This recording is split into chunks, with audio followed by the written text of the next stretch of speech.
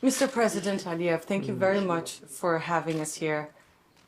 This region has been the stage of some of the most violent episodes in the South Caucasus' recent history. And the tensions haven't really gone away completely since the 2020 peace deal. To what do you attribute this constant hostility? Difficult to say. I thought that after the Second Karabakh War, situation will be different, and we were ready for peace. And actually waiting for a while for international players to give us some new suggestions. We understood that it's a kind of a vacuum. Nobody knows what to do. And the situation when we had the declaration signed on the 10th November 2020 was not actually providing sustainable peace. It was not a peace treaty. It was a declaration, actually de facto that was a capitulation act by Armenia. Therefore, we started to put forward some initiatives in order to find the final solution to our conflict with Armenia. We made it public. We announced that we need to sign a peace agreement. And then again, it was a vacuum. So then we elaborated the principles for peace agreement, which are well-known principles of international law, like mutual recognition of territorial integrity, sovereignty, international borders, delimitation of borders, non-use of force or threat of force. And we put that proposal on the table. So we, the country which suffered 30 years of occupation and which restored justice by force, we were the authors of new peace process. I would not say it is going very smoothly. We're still optimistic because we are now engaged in very active negotiations on the level of foreign ministers of both countries. And I was going to ask you about that. I'm sorry to interrupt, but you've just returned from Brussels, from another round of peace talks. These peace talks have been filling many people with hope of lasting peace between Armenia and Azerbaijan. Are we right to be hopeful? What came out of this latest round? Yeah, I think it is right thing to be hopeful, but I can tell you that peace negotiations are being held by foreign ministers. Our meetings in Brussels, organized by President of European Council, these meetings actually allow us to touch upon very sensitive issues. For example? Like future parameters of the boundaries, because the border between Armenia and Azerbaijan has not been defined, because as soon as the Soviet Union collapsed, we faced this aggression. So how the border will look like, what will be the real situation on the ground, what will be situation with communications, because Armenia has obligation, which is signed as a result of the Second Karabakh War, to allow us access to our exclave, Nakhchivan, but still it is not happening. So main concentration on paragraphs of peace treaty are made by the ministers. Our meetings, they just create, I think, a good atmosphere. But if we see a constructive approach from Armenian side, and most important, if they totally put down all their aspirations to contest our territorial integrity, then we can find a peace solution very soon, maybe even by the end of the year. Wow. We'll get more into the negotiations later, but I'm curious to ask you, there's been many international players attempting to mediate this situation. What does the EU bring to the table, to the negotiating table? Actually, EU was not part of the mediation process during the times of occupation when we had negotiations since 1992. It was the initiative of President of European Council, Charles Michel, who invited us, and we supported that because we think that taking into account the level of cooperation between Azerbaijan and EU and Armenia and EU, I think it's natural for EU to be active, especially when after the Second Karabakh War, Minsk group was no longer functional. Actually, it is not functioning any longer. So there should have been some international institution And I thought that the EU can be the best because our relations with the EU are based on mutual respect and mutual trust and mutual interest. So this initiative now is transforming into a very active format of dialogue because we meet not only in Brussels, we also meet, for instance, at the sidelines of the European Peace Initiative format. Last time it was in Chisinau. And I think it's important because we do not allow situation to stagnate. Because if there is stagnation, if it's again kind of a break, then we are not guaranteed from any dangerous scenario.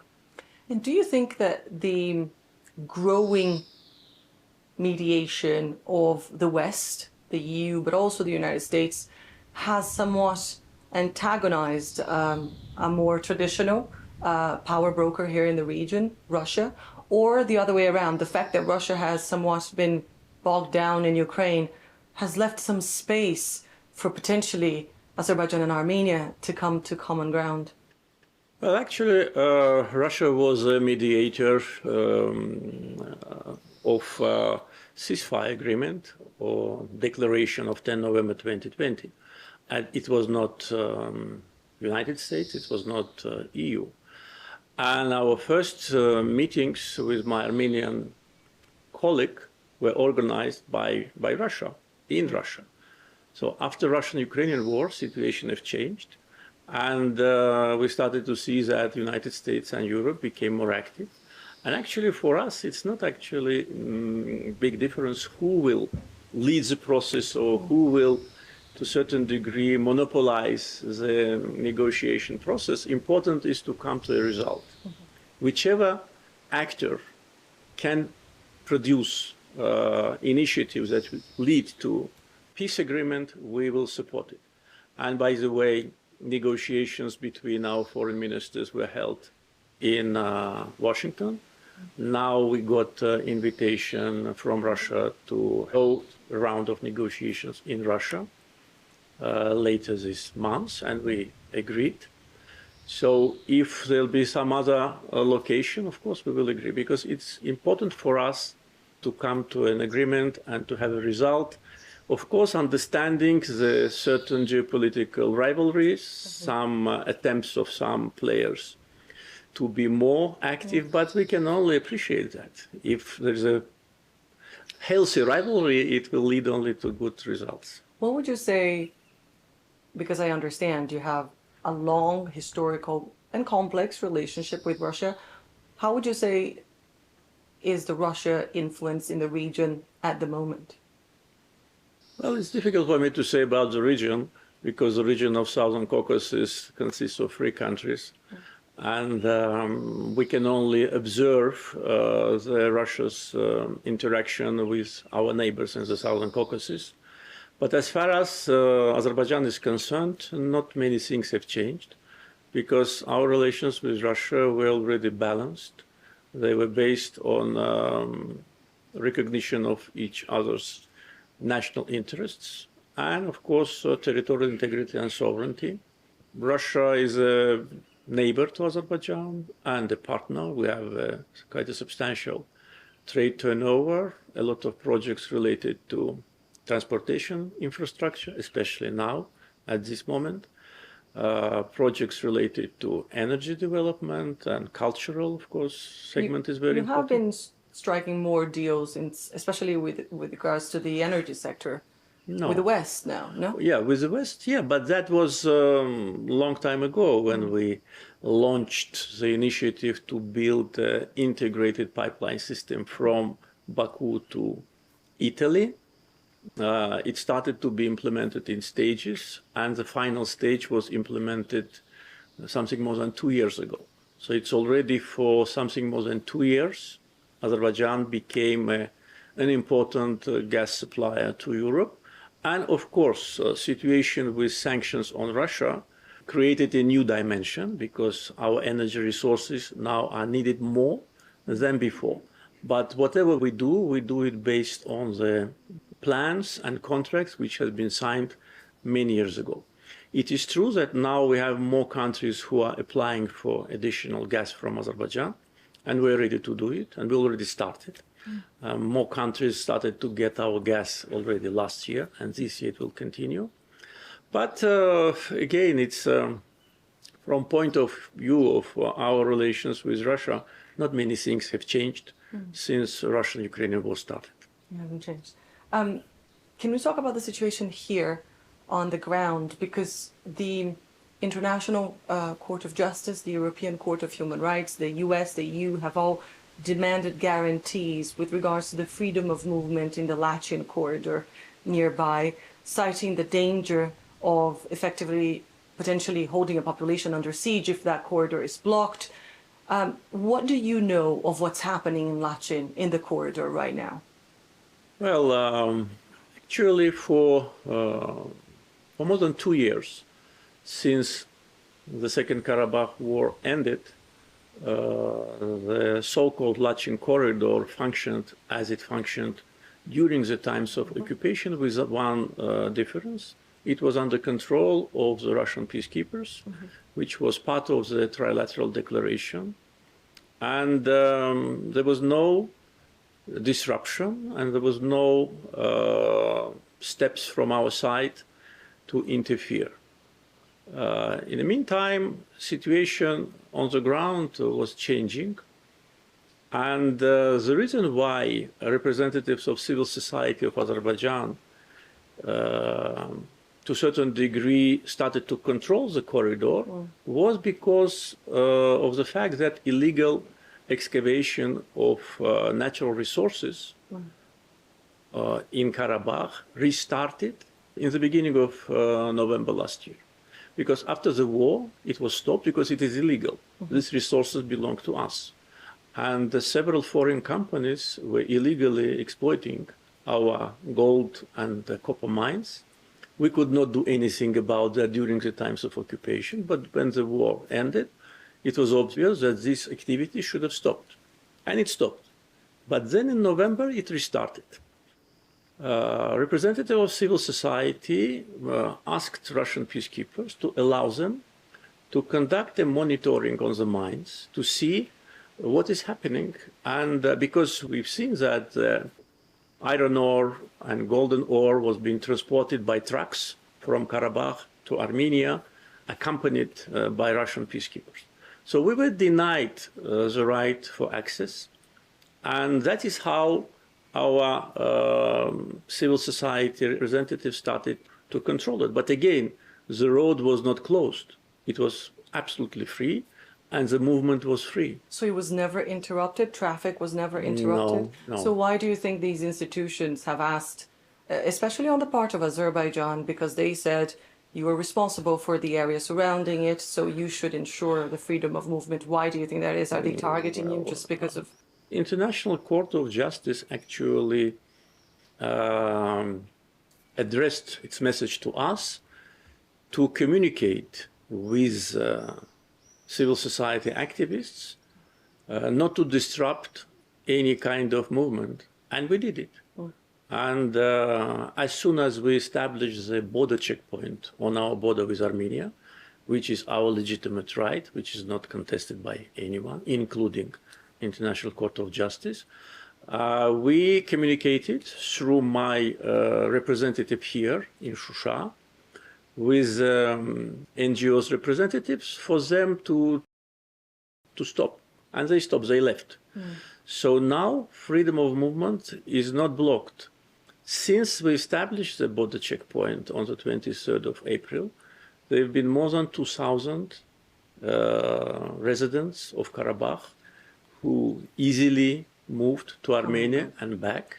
On 15th of June, Armenia made another military provocation and wounded one of our border security guards. And temporarily, the road was closed for investigation. But then it was reopened. Red Cross restarted again to transport medications and evacuate patients who need treatment in Armenia. But unfortunately, Red Cross trucks, when checked, we found smuggling goods like cigarettes, iPhones, and gasoline. Red Cross admitted that, and they communicated with us saying that they do not bear any responsibility because The these trucks people were being used yes, by but drivers. these trucks had their badge, logos, and the drivers had their logos on their uniform. So, so that's how, again, it was blocked. And we asked from Red Cross to stop it and also asked them to work with us more constructively. Because unfortunately, until today, their office in Karabakh is subordinated not to Baku office, but to Yerevan office. And this is not acceptable because the whole world recognizes Karabakh as part of Azerbaijan. Even Armenian Prime Minister said many times that Karabakh is Azerbaijan. And why Red Cross Khankendi office is not subordinate to Baku office, but to Yerevan office. That's our legitimate request. Would you say that this issue, the issue of Lachin corridor and that border control and this passageway, this crucial passageway, is one of the main obstacles for peace right now?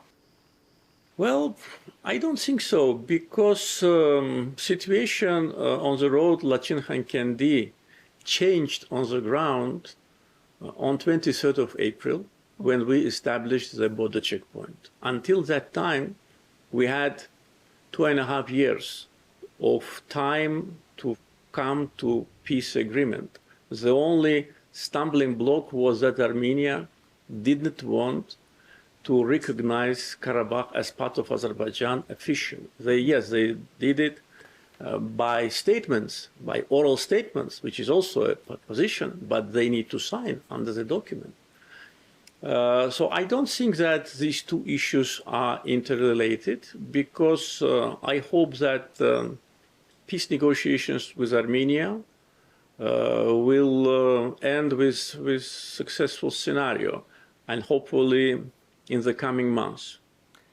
I believe you've already answered the question I'm going to ask you now, but I'm going to ask you anyway because you're here and I won't get a chance of asking many times. Some 5,000 people lost their lives in 2020 in both sides.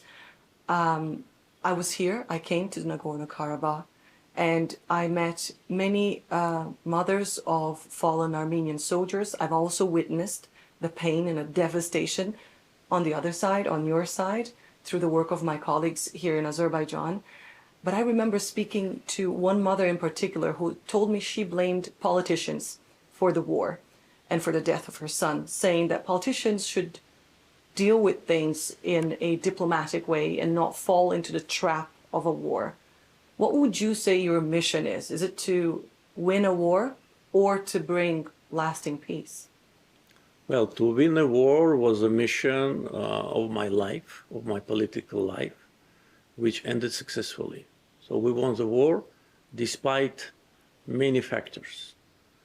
Political, despite factors of long-lasting infrastructure projects on the occupied territories, which made it very difficult for our military servicemen to break several defense lines. They had in some parts 5, in some parts 7 defense lines full of mines. Mm-hmm. And also, you've noticed coming from Fizuli that the road climbs up. Mm. So that's how our military servicemen came here. Mm-hmm. The road which you came, the Victory Road, as I called it later, did not exist. Mm. It was a road how our military servicemen were moving towards Shusha. They were climbing these rocky mountains. So despite these factors, despite strong political support from many countries which have big Armenian diaspora, we did what was right to do. We restored justice and we restored our territorial integrity. We fought on our land. We didn't fight on Armenian land. And we won. So that was a mission number 1, which is over. And now we talk about peace. And for a country which suffered 30 years of occupation, because the territory which was under occupation is totally ruined. Shusha was not totally ruined because there were illegal settlements in Shusha. They wanted to resettle Armenians from Middle East, and there have been a couple of thousand Armenians living here. That's why not all the cities have been destroyed. But Fizuli, totally leveled to ground. Agdam, the same. Almost 1 million Azerbaijanis were deprived from their homes. So despite all that pain, we did not take revenge. I said we will take revenge on the battlefield, but as soon as Armenia gave us dates when they will withdraw from all the territories, which I demanded from the first day of the war, we stopped. And then we started to talk about peace. So now peace is on our agenda. If Armenia wants peace, we will reach it, because we do not have any territorial claims to Armenia, and we don't want them to have any territorial claims to Azerbaijan. People who live in Karabakh, in an area which is controlled now temporarily by Russian peacekeepers, they live in Azerbaijan, and they should choose whether to live as citizens of Azerbaijan, as ethnic minority, as any other ethnic minority, which Azerbaijan is rich of, or to leave. So this is their choice. It's not because we want them to leave, or as Armenia accuses us, we organize ethnic cleansing. No, we give them a choice, because how can they live on our territory being a citizen of either Armenia without any legal permission, or a citizen of so-called Nagorno-Karabakh Republic, which is not recognized by anyone. So I think this is a legitimate approach. It is in line with international practice. It's in line with the practice which we see in many European countries, which also fight against separatism. And now we see how Europe and the West is united to help Ukraine to fight against separatism. And why, in our case, our fight against separatism is treated differently. Why Georgia's approach to separatist regions is fully understood by Western communities and politicians, and our legitimate, the same origin desire to put an end to separatism is under question. Why Spain do not allow Catalonia to have a referendum? Those are 5 or 6 millions. And they don't have their own state, unlike Armenians, which have their state next door. And why should we tolerate separatism? And we will not. You have already issued messages as well of reassurance towards the population at state, saying that they will be allowed to stay if they want to, yes, and protected and, yes, and allowed to live here. But do you have a message today to Armenians who may be watching us, not necessarily the government? I know you are in touch with Prime Minister Pashinyan. You don't necessarily need our cameras to send him a message, but what about to other Armenians who may be watching us? What is your message to the other side today? Well, I never thought about that, because that's the first time in my life I'm asked this question. Really? Yes. I think I would separate the question in two. First, if they listen to what I say, message to Armenians in Armenia, that we want to have peace with their state.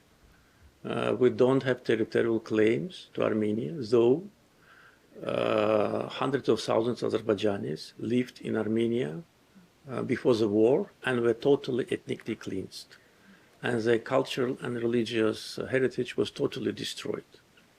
Nevertheless, we don't have any territorial claims, but we think that Azerbaijanis who have been deported forcefully from Armenia have a right to return when Azerbaijan and Armenia will normalize their relations and establish diplomatic relations. Another message to them is to clearly realize the current geopolitical situation and the balance of forces. For many years, leaders of Armenia were persuading their people that they have the strongest army in the world, that if the war starts, they will come to Baku, that Azerbaijan will not fight for its lands, that Azerbaijan is already agreed for occupation. All these narratives which were absolutely false and was nothing more than propaganda. So the war destroyed that narratives, and not only that, it also destroyed a lot of ideological, I would say, columns of Armenian state. They realized that they lost the war, and most probably it was very painful for them psychologically. So now when we say that we want peace, it's not because we are weak and we are seeking for peace. No, they know that we are much stronger. It's because we want this black page of our history to be turned down. We don't want another war, neither today nor ever in the future. So for Armenian community, I think they should not oppose peace initiatives of international community and should understand that if they don't sign peace agreement with Azerbaijan, situation in the future will be unpredictable, and the geopolitical situation in the world and in the region changing, as we see, very dramatically. And part of their hopes for their security vanished completely. Now they're looking for new security guarantors.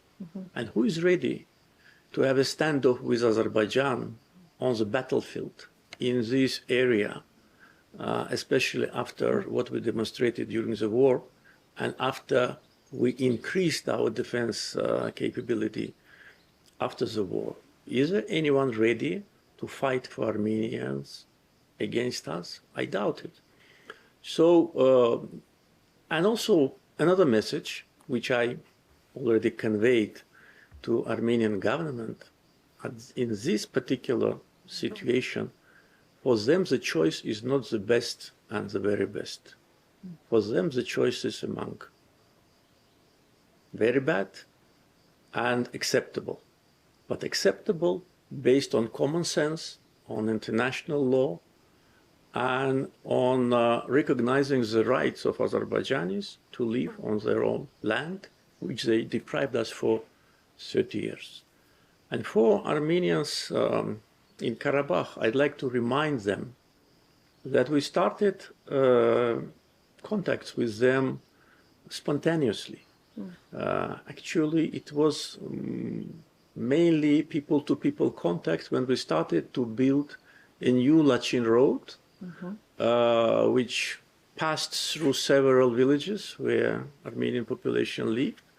And I was informed that the contacts have been established between our road construction workers and Armenian community, and immediately they have became almost friends.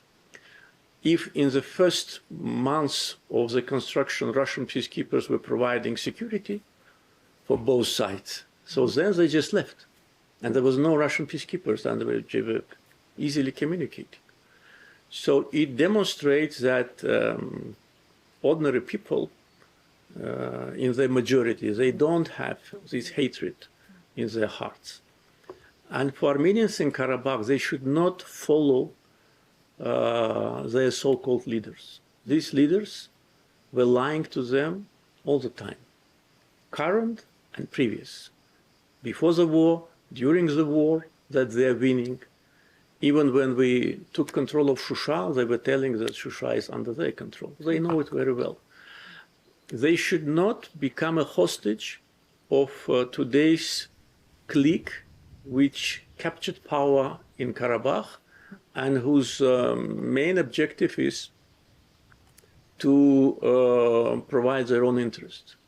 Here in Shusha, there are 3 villas built during the times of occupation. And if you are interested, maybe they can show it to you. And these villas were built for the leaders of Karabakh Armenia. They built it for themselves. The city was totally in ruins. What you see now, it's a beginning of our reconstruction process, including this Karabakh hotel, including the mayor's office, including hotels and everything. They built free villas in the best part of the city for themselves. Those people who today lead this so-called unrecognized republic. So Karabakh Armenians should understand that being part of Azerbaijan society with security guarantees, we understand it, with their rights, including educational, cultural, religious, municipal rights, they will live normal life, and they will also stop to be a hostage of manipulation.